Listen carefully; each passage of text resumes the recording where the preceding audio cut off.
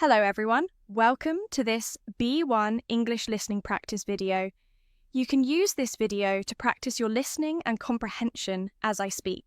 So, today I'm going to talk about procrastination. I imagine that this is a relevant topic for a lot of you because many people have a tendency to procrastinate. So, what is procrastination? Well, this refers to the action of delaying your work until a later time.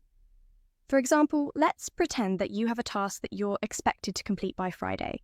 Procrastinating on this task might mean that you start working on it on Thursday. You postpone or put off this work until a later time instead of doing it earlier. This habit is widespread. People procrastinate at school, at work, and in their personal life. And for the most part, procrastination isn't necessarily a good thing.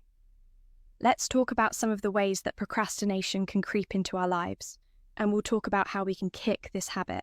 All right, first, let's talk about procrastination when it comes to school. In my experience, I find that the vast majority of students put off their assignments, projects, and preparation until the last minute. For example, when a teacher would assign an essay that was due the following week, my classmates wouldn't even begin until the night before.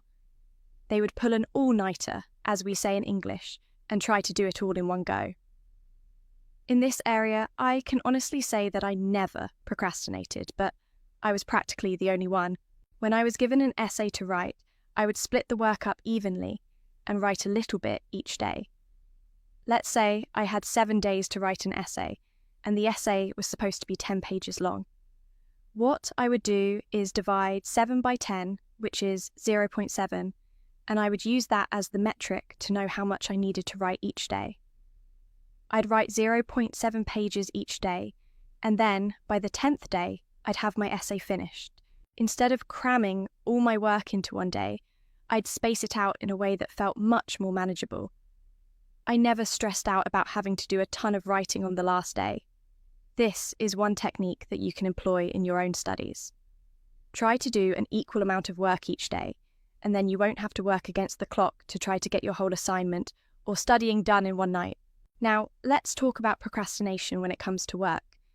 There's a common tendency to put off undesirable tasks until later. While in the moment that might seem okay, later on, you often end up regretting that decision.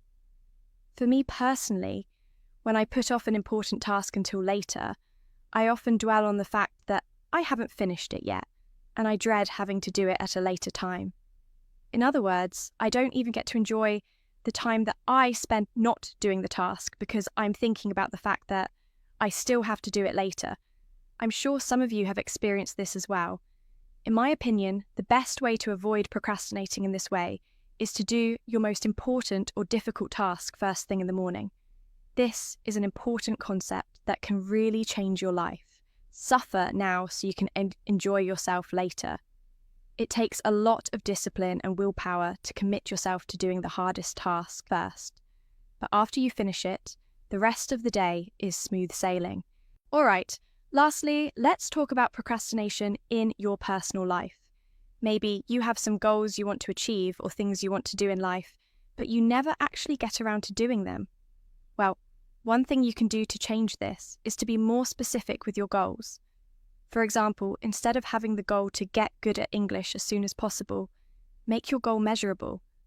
How about be able to hold a conversation with a native English speaker by the end of the year?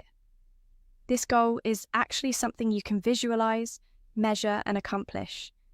Don't be vague with your goals. In this way, you can actually plan and take steps towards this concrete objective. Okay.